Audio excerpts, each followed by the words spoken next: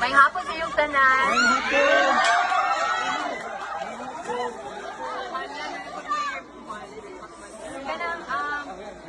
I will keep this short, but I want to say thank you so much sa inyong service. Kay, to be honest, these people do and volunteer, do the volunteer work, charity work, maka-inspire kayo siya. And to be honest, ako sad.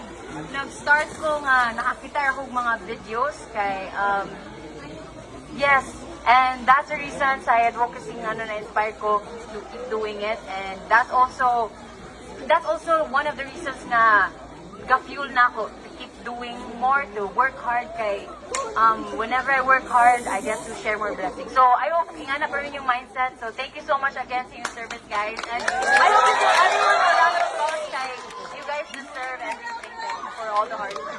Thank you. Salamat kayo. I love you.